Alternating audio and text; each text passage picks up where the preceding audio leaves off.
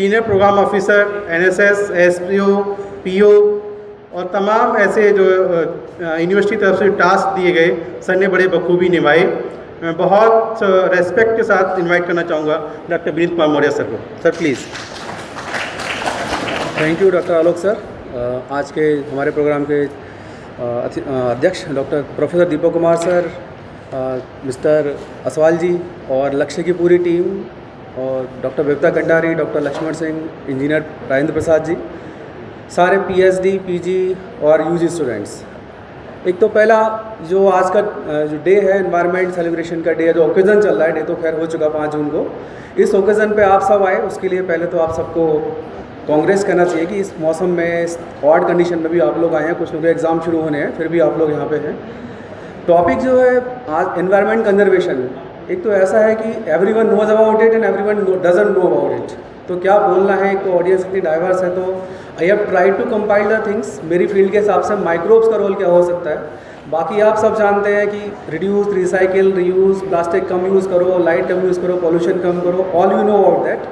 तो मैंने सारी चीज़ों को समराइज़ करने की कोशिश की है और आई शैल ट्राई कि आपको कुछ बेनिफिट मिले उस चीज़ों से। सो अगर बात करें एनवायरनमेंट कंजर्वेशन की, तो डेफिनेशन क्या देंगे आप लोग? How will you define environment conservation? उतना ही आसान है, उतना ही टिपिकल है। कोई पूछे खाना क्या होता है, ठीक है, या फिर खुशी क्या होती है, सबको पता है खुशी क्या है, लेकिन डेफिनेशन सबकी अलग अलग है। तो there are some things we can say that, okay, care taken to protect the environment. अपने एनवायरनमेंट को प्रोटेक्ट करने के लिए जो भी आप मेजर लेंगे वो सब क्या है, एनवायरनमेंट कंजर्वेशन के पार्ट है। और आपको एनवायरनमेंट बचाना है, वो सारी चीज़ें। बीच में कुछ मैंने सोचा कुछ UG स्टूडेंट भी होंगे, नॉन साइड के, तो हिंदी में लिखा था, बट फॉन्ट की वजह से आपको शो नहीं हो रहा है। So that's the part. Second हम क्या सकते हैं, प्रैक्टिस एंड एक्टिविटीज़, ठीक है। जितने भी काम, ऐसा नहीं क्योंकि एक चीज़ को आप एनवायरनमेंट कंजर्वेशन बोलेंगे कि सिर्फ जंगल लगाना है या पेड़ लगाना एनवायरनमेंट कंजर्वेशन है। आप जो भी एक्टिविटी कर रहे हैं, सुबह घर उठने में लाइट बंद करने से, प्लास्टिक कम यूज़ करने से लेके पेड़ लगाना और कोई बड़े काम करना, ठीक है, ग्रीन हाउस गैसेस को कम करना, जो भी आप कर सकते हैं, all the activities combinedly comes under the environment conservation. और ये एक्टिविटी किस किस लेवल पे हो सकती है, that can B at the level of individual. आप खुद से कर सकते हैं, ऑर्गेनाइजेशन, पूरी यूनिवर्सिटी एक ऐसा मेजर ले सकती है कि हम चाहें कि कार्बन फुटप्रिंट कम करें, प्लास्टिक वेस्ट कम करें, प्लांट्स ज़्यादा लगाएं, तो एक इंडिविजुअल लेवल हो सकता है। पूरी गवर्नमेंट पॉलिसी भी है, जो कि आज हमारा प्रोग्राम है, उत्तराखंड गवर्नमेंट इसको इनिशिएट कर रही है, अवेयरनेस प्रोग्राम है। तो that awareness program is also part of environment conservation. So all the activities combinedly, चाहे वो लेवल कुछ भी हो सकता है, गवर्नमेंट का हो, इंडिविजुअल हो या फिर ऑर्गेनाइजेशन का हो, that comes together in this section. Third is preservation of our natural ecosystem and their environment component. जितना भी नेचुरल इकोसिस्टम है उसको बचाना है, और सिर्फ पूरे एनवायरनमेंट का मतलब एक ही कंपोनेंट भी आप भी बचा लो, दैट्स एनफ। आपने एक अगर बी भी बचा ली, मधुमक्खी भी बचा ली, बटरफ्लाई भी बचा ली, that is a part of environment conservation. उसका मतलब नहीं कि सिर्फ पेड़ बचाओ, जंगल बचाओ तभी एनवायरनमेंट कंजर्वेशन है। तो you can save any protect. आपने एक बैक्टीरियल स्पीसीज भी बचा ली, that would be a part of environment conservation, ठीक है। क्योंकि ब्लू ग्रीन एल्गी क्या है, एनवायरनमेंट में जितनी ऑक्सीजन आप ले रहे हैं 70% ब्लू ग्रीन माइक्रो एल्गी आ रही है, सी से आ रही है। आप सोचिए कि छोटा सा एल्गी है, काई है, किस काम की है, साफ कर दो, आप उसको भी बचा रहे हैं, that is a part of environment conservation. तो आप जिस भी कंपोनेंट को बचा सकते हैं, that part of environment conservation. ये कुछ डेफिनेशंस हैं, ऐसा नहीं कि सारी सही है, सब मिला के सबका कंसेप्ट एक ही है कि you can protect, you have to protect the environment. किसके लिए? अपने लिए, अपनी फ्यूचर जनरेशंस के लिए। Next, that effort and activities to maintain and sustain the attributes in nature and urban environment. अब दूसरी बात, ऐसा नहीं कि सिर्फ हमें एनवायरनमेंट को बचाना है या किसी शहरी एनवायरनमेंट में जहाँ सिटीज़ है वहाँ बचाना है। That can be started from the village level, urban to rural, दोनों जगह पे हो सकता है। आप जो भी एक्टिविटीज़ करेंगे वो सारा पार्ट है। और अल्टीमेटली सारी डेफिनेशन को लास्ट में अगर बोलें तो अपने एनवायरनमेंट को अपने लिए प्लस अपनी अगली जनरेशन के लिए बचाने के लिए जो भी आप काम करेंगे, that is a summary of all the definition, कि that is called as environment conservation. Okay, thank sir. Okay, चलिए ठीक है। अब इसके कंसर्न क्या है, इसके एक्सपेक्ट क्या क्या हो सकते हैं। अभी सब लोगों ने पढ़ा है, बहुत सारी चीज़ें अलग अलग पढ़ते हैं। आप, मुझे लग रहा है जैसे भी पढ़ते हैं हम, किसी भी यूट्यूब या किसी भी प्लेटफॉर्म पे देखें तो we will find out one of the part क्या क्या एक्सपेक्ट हो सकते हैं एनवायरनमेंट कंजर्वेशन में। सो दैट इज़, सबसे पहला जो हम बात करते हैं नेचुरल सोर्स कंजर्वेशन की। हमारे जितने नेचुरल सोर्स हैं उनको कंजर्व करना है। Why to conserve? क्योंकि जो भी नेचर ने दिया है, जो भी कुछ है, कहीं ना कहीं एक लिमिटेशन है। कभी ना कभी ख़त्म होगा। पेट्रोल की बात ही करते थे आज से 100 साल पहले, शायद लोगों ने ना सोचा हो कि पेट्रोल कभी ख़त्म हो जाएगा या कोयला कभी ख़त्म होगा, ठीक है। उसके हार्मफुल इफेक्ट तो है ही है, बट उनका एग्जॉशन इज अनदर पार्ट। तो वो जो भी रिसोर्स उनको कंजर्व करना, अगली जनरेशन तक पास करना, that is a part of environment. Natural conservation में सारे पार्ट आते हैं। उसमें आप क्या क्या बचा सकते हो? वाटर कंजर्वेशन कर सकते हो, लैंड कंजर्व कर सकते हो, सॉइल कंजर्व कर सकते हो, और एयर कंजर्व कर सकते हो, मीन्स एयर पॉल्यूशन को कम कर सकते हैं, ठीक है। Land and soil are the two different part, okay. क्या अंतर है दोनों में? एक ही मतलब कुछ अलग ले सकते हैं। लैंड मतलब जहाँ जंगल फॉरेस्ट कुछ भी, और सॉइल की बात मैंने जो एस्पेक्ट में लिया है, जहाँ हम एग्रीकल्चर करते हैं उस पार्ट को सॉइल हम ले सकते हैं। बाकी लैंड में तो डेजर्ट भी लैंड है, ठीक है, जहाँ आप घर बना रहे हैं वो भी लैंड है। लेकिन अगर सॉइल की बात करें तो जिससे हम कुछ प्रोडक्टिविटी मेंटेन कर सकते हैं, we can grow something that is considered the soil. Germ plant conservation एक दूसरा एस्पेक्ट, क्योंकि आप जब पढ़ेंगे नेट पे, जब टॉपिक डालेंगे तो you will find different aspect. तो पहला नेचुरल सोर्स कंजर्वेशन जो में दिख रहा है बड़ा बड़ा, ठीक है। दूसरा जर्म प्लांट कंजर्वेशन मतलब स्पीसीज़ बचाना। आप प्लांट बचा सकते हैं, एनिमल बचा सकते हैं, तो दोनों इसी के पार्ट आते हैं। वाइल्ड लाइफ बचा सकते हैं, फॉरेस्ट कंजर्व कर सकते हैं।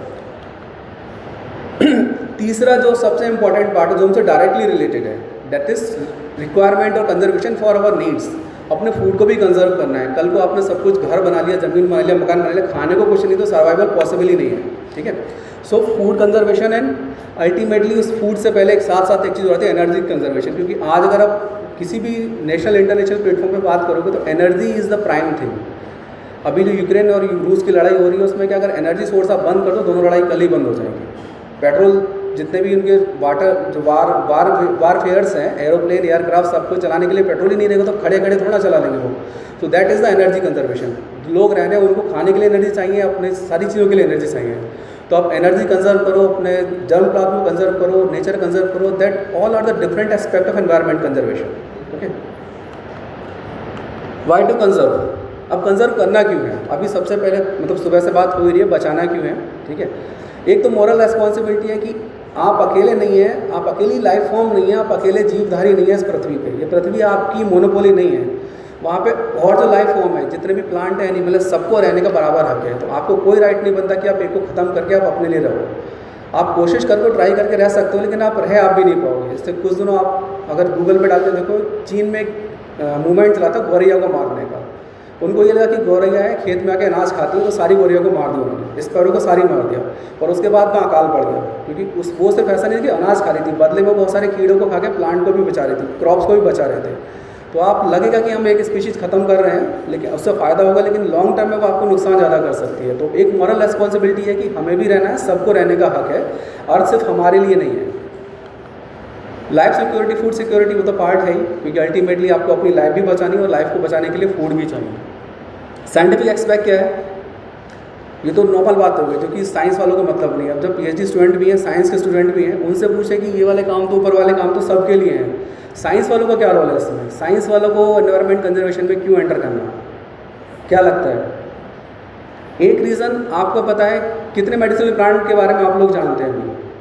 मतलब एक जनरल पूछ रहा हूँ, आपको जितने भी प्लांट आपके आसपास उग रहे हैं, आपको नहीं पता कि सारे प्लांट की क्या मेडिसिनल प्रॉपर्टी है, ठीक है। बहुत सारे डिसीज़ ऐसे हो सकता है आपके आसपास का प्लांट काम कर रहा हो, बहुत सारे एनिमल ऐसे कुछ काम कर रहे हैं, तो हमको नहीं पता जितने भी प्लांट एग्जिस्ट कर रहे हैं, जितने भी एनिमल एग्जिस्ट कर रहे हैं, उनका रोल क्या है, वो हमारे लिए फ़ायदेमंद है, नुकसान है, ठीक है। तो that can be the thing. Suppose किसी ने पेनिसिलिन डिस्कवर नहीं की होती, पेनिसिलिन नोटेटम में फंगस है, किसी ने एंटी फंगल दवा डाल के ख़त्म कर दिया हो, तो पेनिसिलिन डिस्कवर ही नहीं होती। तो जितने आप चोट लगने से जरा से इन्फेक्शन हो जाते हैं, जो आप तुरंत ठीक कर सकते हैं, चोट लगने से एक्सीडेंट के बाद जो रिकवरी मिल जाती है, अगर इन्फेक्शन रिकवर ना हो तो चोट से ज़्यादा डेथ, पुराने टाइम में लड़ाई में क्या, और डेथ का रीज़न सबसे बड़ा इंजरी नहीं होता था, इंजरी के बाद जो इन्फेक्शन हो जाते थे वो होता था। तो इन्फेक्शन आपके लिए हार्मफुल हो सकते हैं, छोटा सा फंगस और आपके लिए कितना यूज़फुल है। तो there are millions of species, क्योंकि 84 करोड़ यूनियन बोलते हैं, 84 लाख यूनियन बोलते हैं हिंदू धर्म में, तो उतनी हम डिस्कवर नहीं कर पाए अभी तो एनिमल की, सारी प्लांट और बाकी चीज़ तो छोड़ो, ठीक है। तो अगर सारी स्पीसीज़ का क्या रोल है, क्या नहीं है, ये कंजर्व करना, उसका पता करना, उसके क्या बेनिफिट हो सकते हैं हमारे लिए, ये पता करना, उसके लिए भी ज़रूरी है कि हम प्लांट्स को बचाएं, प्लांट्स एंड एनिमल्स सबको बचाएं।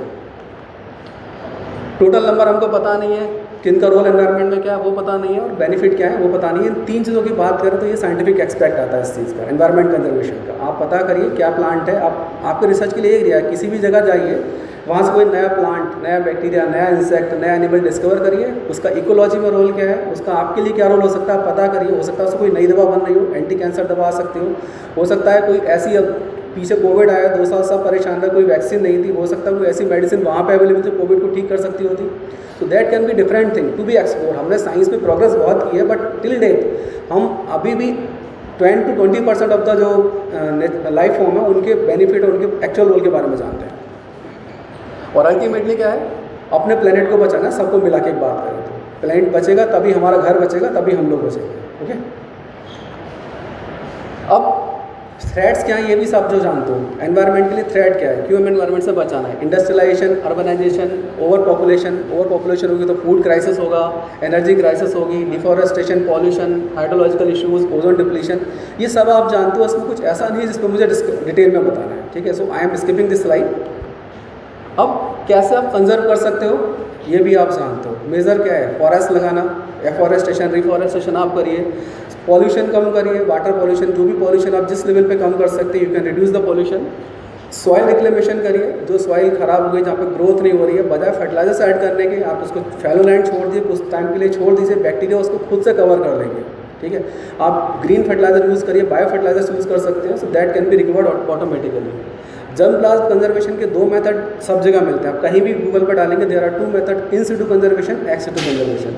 मतलब आपको दिखा कि किसी जंगल में एक प्लांट है, बहुत अच्छा फ्लावर है, बहुत अच्छा फ्लावर, जो भी कुछ उसी कोई एक्सपेक्ट बहुत अच्छा है। कंजर्व करने के 2 तरीके हो सकते हैं, जहाँ वो जंगल में अपनी कंडीशन में ग्रो कर रहा है वहीं उसको कंजर्व करो, उसके आसपास कुछ प्रोटेक्टेड जगह दे दो, कोई उसको जाके टच ना करे, कोई खाए ना, जानवर ना डिस्कवर करे, एनिमल ना उसको तोड़े। या फिर दूसरा तरीका घर में ले आओ, घर में ले आओ गए, एक्स सिटू कंजर्वेशन है, उसके घर से बाहर ले आ रहे हो, जहाँ वो ग्रो कर रहा है वहीं कंजर्व करना, that is in situ conservation. जितने भी आपके नेशनल पार्क हैं, वाइल्ड लाइफ सेंचुरीज हैं, वो सारे क्या एक तरह say that is the mean of in situ conservation. जो चीज़ जहाँ ग्रो कर रही है उसको वैसे इन्वायरमेंट में रहने दो। दूसरा तरीका इन सिटू, जो चिड़ियाघर है, चिड़ियाघर में प्रॉब्लम क्या होगी, आप एनिमल को ले तो आओगे लेकिन जो अपने नेचुरल एनवायरनमेंट में रह रहा है, वो उसका जो नेचुरल एनवायरनमेंट जैसे उसको सर्वाइव करना है, वो उसकी प्रॉपर्टीज़ खत्म हो जाएगी धीरे धीरे। थिंक अबाउट योर सेल्फ, अगर आपको एक ऐसी कंडीशन है, कोई मतलब आप में कुछ ही लोग मान लिया ऐसी जगह है, हमें सुबह उठ के अपना सारा काम खुद करना है, तो हमारी फिजिकल एक्टिविटी, हमारी स्टेमिना बना रहेगा। और आपको एक ऐसे रूम में दे दिया, 6x6 का रूम दे दिया, बोले खाना पीना सोना सब इसी रूम में मिल जाएगा, तो 2 साल बाद आप देखोगे आपकी फिजिकल एक्टिविटी, आपकी फिजिकल स्ट्रेंथ खुद आधी हो जाएगी। तो जो आपकी जो पॉसिबिलिटी, पोटेंशियल था वो कम होता चला जाएगा।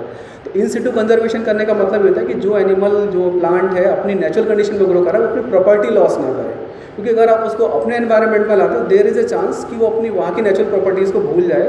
वो आपके सामने ग्रो तो कर रहा होगा लेकिन उसकी जो अपनी नेचुरल प्रॉपर्टीज़ है, नेचुरल कुछ चीज़ें बना रहा था, मेटाबोलाइट्स बना रहा था, उसको लॉस कर दे, वो आपको फ़ायदा ना मिले। इसीलिए कई बार क्या होता है, जंगली प्लांट, जंगली चीज़ें ज़्यादा बेनिफिशियल होती हैं बजाय अपने घर में उगाए वाली चीज़ों के। सब्जी में भी देखते हो, जो मार्केट से सब्जी आ रही है, जो मतलब फील्ड में ग्रो करके कल्टीवेशन के थ्रू आ रही है, उसका टेस्ट कम होगा, और जो नेचुरल सोर्स से आ रही है उसका टेस्ट ज़्यादा होगा। क्यों?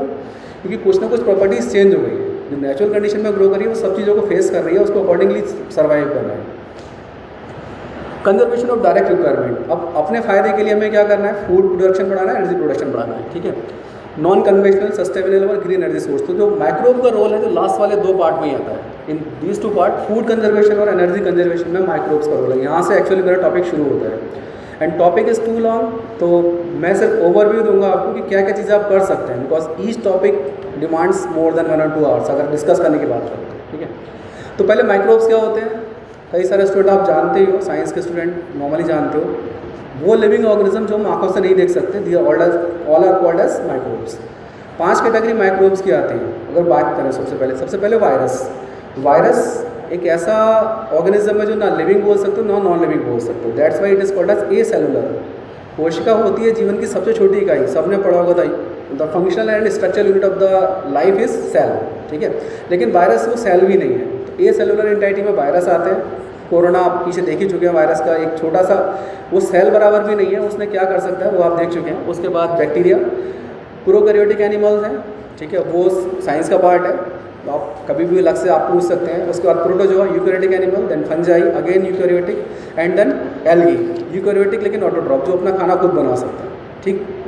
ये सारे के सारे 5 कैटेगरी आपकी माइक्रोब्स में आती हैं। एल्गी कोई आगे बढ़ के आप प्लांट एंड एनिमल दो में ले आ सकते हो और मल्टी सेलुलर फॉर्म हो जाएंगे, लेकिन ये जितने भी फॉर्म है वो सिंगल सेल्ड एनिमल में ज़्यादातर बिलीव करते हैं। फंजाई को छोड़ दो, आप लास्ट के दो छोड़ दो, एल्गी और फंजाई, वो मल्टी सेलुलर भी है, यूनिसेलुलर भी है, मतलब एक सेल भी है उसमें, बहुत सारे सेल से ग्रुप भी है, अदरवाइज बाकी ऊपर के तीनों सिंगल सेल फॉर्म में सर्वाइव करते हैं। ये कुछ फिगर्स हैं, ऊपर बैक्टीरिया, वायरस, फंजाई ये सारे हैं, बुक में आपको सब मिल जाएंगे, तो डिटेल में जाएंगे तो बहुत लंबा हो जाएगा। सो अब इनका रोल क्या है? इनडायरेक्ट रोल जो कि हम कभी नोटिस नहीं करते। क्या क्या लगता है आपको कौन कौन से रोल होंगे एनवायरनमेंट में इनके? माइक्रोब का रोल, इनडायरेक्ट रोल क्या होगा? सांस ले रहे हो अभी, सारी ऑक्सीजन कहाँ से आ रही है? सिर्फ प्लांट से आ रही है? अभी भी 60% से ज़्यादा ऑक्सीजन आपके माइक्रोब से आ रही है, जो ग्रीन एल्गी है उससे आ रही है, ठीक है। तो फोटोसिंथेसिस, जो माइक्रोब्स है, समुद्र का जो पानी है वो आपका अभी भी बहुत सारा सोर्स है, वहाँ पे ट्री नहीं है, कोई बहुत ज़्यादा एल्गी है वहाँ पे, वो सारे के सारे आपको ऑक्सीजन का सोर्स है। तो फोटोसिंथेसिस वहाँ से आ रही है। दूसरा एक बात करते हो नाइट्रोजन फिक्सेशन। अब नाइट्रोजन फिक्सेशन की बात हम बाद में करेंगे, जस्ट थिंक अबाउट इट।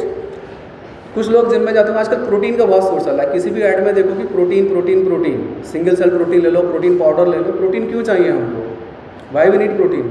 क्योंकि हमारी बॉडी के जितने भी ऑर्गन बने हैं, जितने भी एंजाइम जो आपको दिख रहा है आपकी बॉडी में, जो भी काम हो रहा है, वो सारे के चीज़ पीछे प्रोटीन है।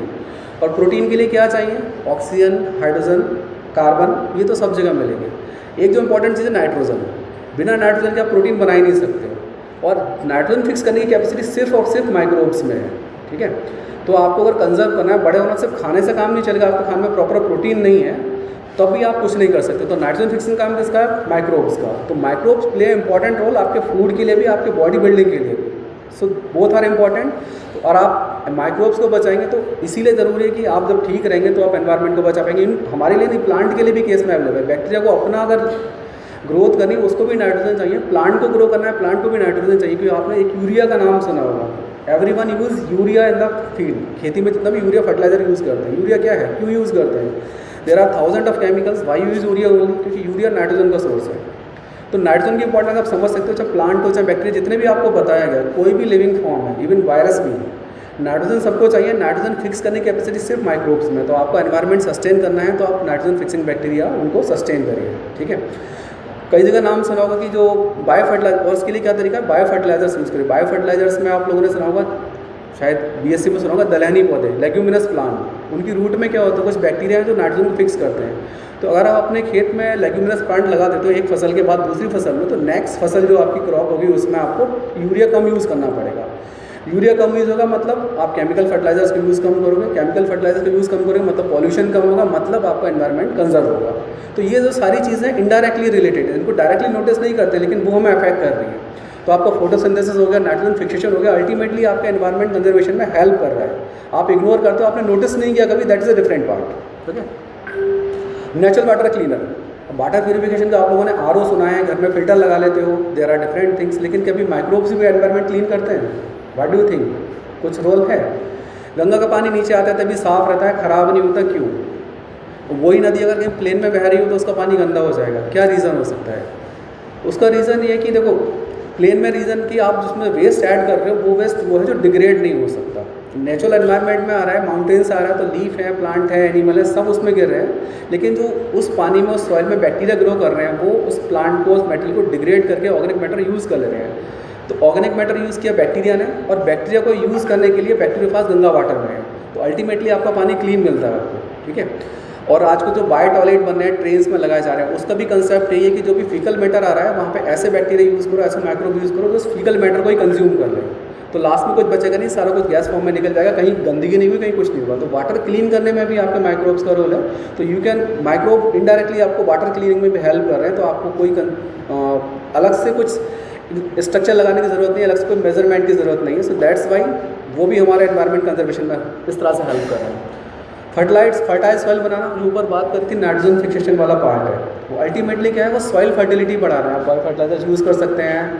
अगर बायो फर्टिलाइजर एक टॉपिक अपने आप में एक सेपरेट टॉपिक है, आप ढूंढना चाहें तो there can be different type of bacteria, microbes, fungi, mycorrhiza, there are different things, different name है। एजोला है, ब्रूलिन एल्गी है, cyanobacteria, nostoc, you can name different names. ये सारे बायो फर्टिलाइजर्स हैं और अल्टीमेटली सॉइल फर्टिलिटी में help कर रहे हैं। सॉइल फर्टिलिटी में हेल्प कर रहे हैं मतलब they are helping you to grow the food without consuming any extra chemical, so that they are helping you to conserve the environment. Ecological succession ये भी एक नया पार्ट है। कभी भी देखा कि पत्थर टूट के आया ऊपर से, उसके ऊपर कुछ ग्रो कर रहा होता है? नदियों में पत्थर आते हैं हर बरसात में, क्योंकि पत्थर की सरफेस कैसी होती है? बिल्कुल स्मूथ है, कोई घास या कोई काई कुछ नहीं होगी। उसी को 2 4 6 महीने पड़ा रहने तो उसके ऊपर क्या करना है, हल्की सी काई जमना शुरू हो जाएगी।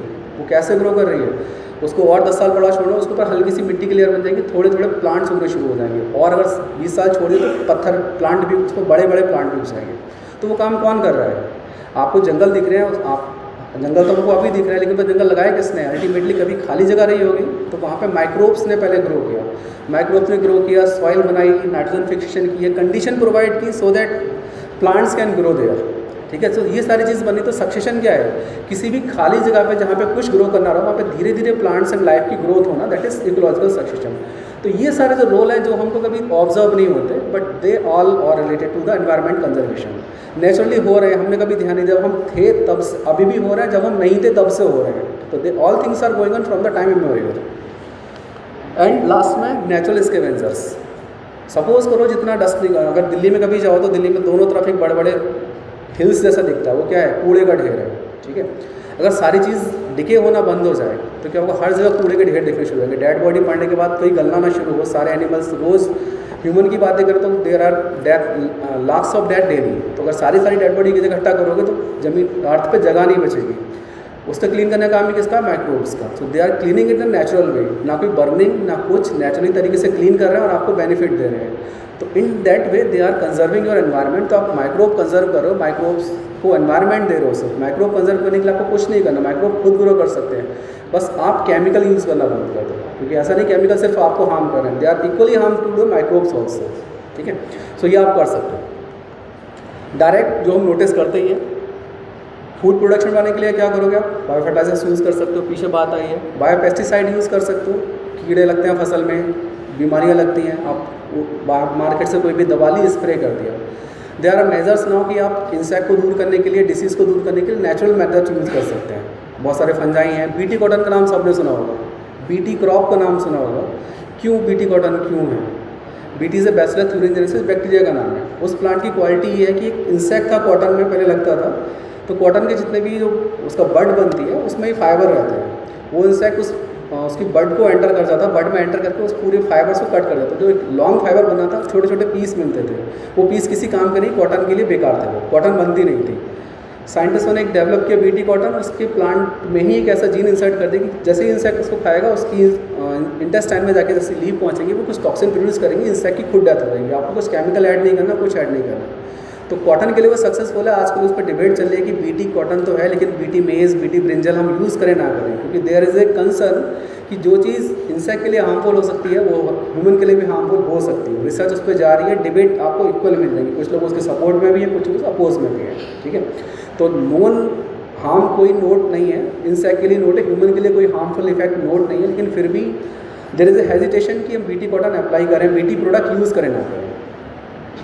फर्मेंटेड फूड अब एक नया कंसेप्ट आपके लिए लग रहा है। सपोज कहीं फ्लड आ रखा है, ठीक, खाना आपको बनाना है, आपको रॉ आटा दे दिया, क्या करोगे? जब तक आप उसको बेक नहीं करोगे, पानी आपके पास कुछ नहीं, आप खा नहीं सकते। तो ऐसी जगह पर सप्लाई करने के लिए आपके ब्रेड, आपके पास सबसे एक ऑप्शन होता है, ब्रेड बन, ये सारी चीज़ें डिस्ट्रीब्यूट कर दो। वो क्या है? फर्मेंटेड फूड है। अदरवाइज आप घर में आटा मार के रखो, सुबह रखोगे, शाम तक खराब हो जाएगा। You can not use distribute them. तो जो फर्मेंटेड फूड है, अचार है, दही है, ये सारी चीज़ें क्या है? आपके प्रोडक्ट की क्वालिटी बढ़ाती हैं, प्लस शेल्फ लाइफ बढ़ाती हैं। आप उसको लॉन्ग टाइम तक प्रिजर्व कर सकते हो, वैराइटीज़ क्रिएट करती हैं। तो ये सारा क्या है जो हमको विजुअली दिख रहा है, जो हमको जिससे हम ऑब्जर्व कर रहे हैं, they all are the role of microbes. और ये सारे के सारे ऐसा नहीं कि सिर्फ हमें फूड की बात, हमें टेस्ट के लिए हम ब्रेड खा रहे हैं, टेस्ट के लिए योगर्ट खा रहे हैं, या फिर क्या बोल जितने भी प्रोडक्ट मार्केट में मिल रहे हैं, अचार, ये सब टेस्ट के लिए खा रहे हैं। Ultimately you are conserving your environment indirectly. ठीक है, तो ये सारी चीज़ें आपके एनवायरनमेंट कंजर्वेशन में हेल्प करती हैं। माइक्रोबियल बायोरेमेडिएशन, जितने भी आपने सीवेज ट्रीटमेंट प्लांट का नाम सुना होगा, जितने भी हरिद्वार के आसपास से जितने भी होटल हैं, आजकल हर एक में लगाया जा रहा है। क्या है वो? अल्टीमेटली जितना भी सिटी का वेस्ट आ रहा है, माइक्रोब्स की हेल्प से उसको जितना आप क्लीन कर सकते हो क्लीन कर दो। हो सकता है वो वाटर जो अब सिटी से आ रहा है बहुत ज़्यादा वेस्ट प्रोडक्ट वाला है, ठीक है, आप उसको कंज्यूम नहीं कर सकते, बट आप उसको इरीगेशन में यूज़ कर सकते हो, वॉशिंग में यूज़ कर सकते हो, और काम के लिए यूज़ कर सकते हो।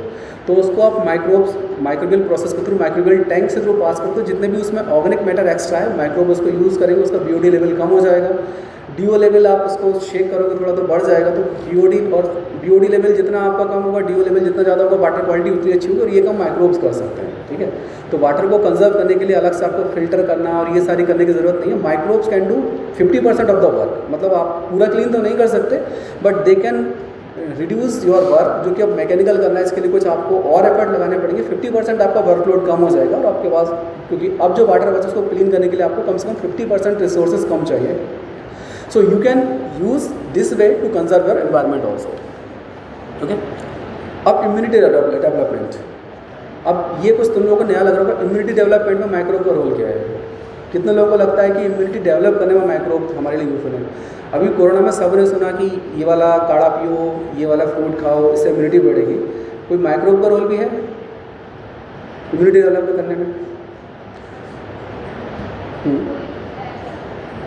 पोलियो ड्रॉप है, ठीक है, तो पोलियो ड्रॉप तो हम दे रहे हैं। अगर एक सिंपल सी कंसेप्ट है, इम्यूनिटी आपकी ऐसे नहीं बनती। आप जो भी बच्चा डेवलप हो रहा है धीरे धीरे एनवायरनमेंट के कांटेक्ट में आ रहा है, एनवायरनमेंट में धूल में खेला है, मिट्टी में मिला है, तो सारी जगह माइक्रोब्स हैं, धीरे धीरे उसकी बॉडी में पहुंच रहा है। माइक्रोब्स पहुंच रहे हैं मतलब एंटीजन प्रोवाइड कर रहे हैं। आपकी बॉडी की एक प्रॉपर्टी है, जो भी उसको दोगे एंटीजन वो उसका एंटीबॉडी खुद बना देगा। ठीक है, तो आपको नहीं पता आपने बचपन से लेकर आज तक कितने माइक्रोब से एक्सपोज हो रहा है, आपके अंदर कितनी इम्यूनिटी डेवलप हो गई है। आप अगर आपको किसी भी एक एक्सपेरिमेंट करने के लिए अगर किसी भी एक माउस को ऐसे एनवायरनमेंट में रखें जो पूरी तरह स्टेराइल हो, जिसमें कोई बैक्टीरिया वायरस कुछ ना हो, और एक एनवायरनमेंट एक माउस को दूसरे में रखें जहाँ पर नेचुरल कंडीशंस हो, तो जैसे ही उस माउस को जो आपने कैप्ट कंडीशन में रखा है, क्लोज कंडीशन में रखा है जहाँ कोई बैक्टीरिया नहीं है, उसको बाहर लेके आओगे वो डिसीज हो जाएगा। वो उन चीज़ों को फेस ही नहीं कर पाएगा जो उसकी बॉडी में इम्यूनिटी डेवलप होनी चाहिए थी। और जो बाहर ग्रो कर रहा है बैक्टीरिया माउस से, जो दूसरा माउस बाहर आपने रखा हुआ वो आराम से सर्वाइव करेगा हमारी तरह। तो आप जितने चीज़ों से बचोगे कि नहीं हम क्लीन हाइजीन रहना है, बैक्टीरिया से बचना, ये बचना, डस्ट ठीक है, बिल्कुल गंदगी से दूर रहना ठीक है, बट बिल्कुल ही अवॉइड करना कि नहीं यहाँ पे स्प्रे ये वो, हम पूरा तरह से हाइजीन करेंगे, स्टाइल कंडीशन करेंगे, that is harmful to you. तो माइक्रोब्स के बचपन से लेके बड़े होने तक आपकी ब्यूटी हेल्प कर लेंगे last. So these are the things, ये सारी इम्यूनिटी डेवलपमेंट में आपके हेल्प करते हैं। तो ये सारी चीज़ वो है जो आप विजुअली देखते हो, खाना हो गया, एनर्जी हो गई, और bioremediation and immunity. Microbial product तो आप बहुत सारी चीज़ें हैं। फिर तो माइक्रोब्स की अगर बात करोगे कि बेनिफिशियल माइक्रोब्स की बात करोगे तो प्लांट, एनिमल, किसी भी ढूंढो, इकोनॉमिक इंपॉर्टेंस ढूंढोगे तो बहुत सारी लिस्ट मिल जाएगी, तो you can find out from there. ये बायो फर्टिलाइजर्स, बायो पेस्टिसाइड्स और फर्मेंटेड प्रोडक्ट के कुछ पिक्स हैं। एनर्जी प्रोडक्शन में आप क्या कर सकते हैं, you can do two things. Waste से एनर्जी बना सकते हो। वेस्ट एनर्जी बनाने में क्या, एक पूरा इंडस्ट्री है वेस्ट से, अगर रिसर्च की एक पूरा रिसर्च टॉपिक भी है। जितना भी वेस्ट जनरेट हो रहा है उससे आप एनर्जी बना लो तो दो काम होंगे, वेस्ट भी सॉर्ट आउट होगा और एनर्जी प्रोडक्शन भी होगा। ओके, लिमिटेशन क्या है, हम उन चीज़ों को डिग्रेड कर सकते हैं वेस्ट की जो कि नेचुरली डिग्रेड हो सकती हैं, जो खुद से गल सकती हैं। प्लास्टिक है और चीज़ें हैं जो कि गल नहीं सकती, उनको डिग्रेड होने में टाइम लगता है, तो वो उसकी वजह से वेस्ट होगा, तो हम उसको लिमिट नहीं कर सकते। ये हमारी लिमिटेशन है नेचुरल क्लीनिंग की। बायोफ्यूल प्रोडक्शन में थर्ड जनरेशन बायोफ्यूल एलगी से बना सकते हो। आजकल बहुत पॉपुलराइज है, इथेनॉल का नाम आपने सुना होगा, ठीक है, तो वो वहाँ से प्रोड्यूस हो रहा है। बायोगैस सब सुन चुके हैं। तो ये सारी चीज़ें एनवायरनमेंट प्रोडक्शन का पार्ट है और ये सारे रोल माइक्रोब्स के हैं और ये आपको इनडायरेक्टली एनवायरनमेंट कंजर्वेशन में सब हेल्प करते हैं। So this was the brief about कि माइक्रोब क्या क्या करते हैं और माइक्रोब की हेल्प से कैसे एनवायरनमेंट कंजर्वेशन कर सकते हैं। ओके, अब एक टेक होम मैसेज है, 7 रुपये नहीं है, 7 आर है। 3 आर तो आपने सुने होंगे, रिड्यूस, रिसाइकिल एंड क्या, रिसाइकिल, रीयूज एंड रिड्यूस। सो पहले रीथिंक, कुछ चीज़ लेने से पहले सोचो, ज़रूरत है तभी लो, कौन सी लें जिससे वेस्ट कम जनरेट हो, पैकिंग जिसमें कम से कम हो, जिसकी लाइफ ज़्यादा हो, ठीक है। रिफ्यूज़ करो, ज़रूरत नहीं तो मत ही लो, मना कर दो, ठीक है। रिड्यूस करो, वो आप जानते ही हो। रीयूज़ करो, रिपेयर करो चीज़ों को, ये नहीं कि फ़ोन ख़राब होगा तो नया ले लेना है या फिर नया मॉडल है मार्केट में नया ले लेना है। ट्राई करो कि काम चला सकते तो चलाओ, ज़रूरत है तब तो लेना ही है, ठीक है। रीगिफ्ट, कई बार हमें क्या लगता है जो गिफ्ट दिया हम उसको, एक इथिकल कंसर्न है कि हमें गिफ्ट मिला, हमें गिफ्ट है, इसको दूसरों को नहीं देना चाहिए। एनवायरनमेंट के लेवल से सोचो, अपने लेवल से मत सोचो। अगर आपका गिफ्ट सही है, आपने यूज़ नहीं करा, आपके काम का नहीं, उठा के दूसरे को दे दो, तो that will be good option. Okay, and last recycle. So this was all about my lecture. आप कोई क्वेश्चन या कुछ हो तो बताइए।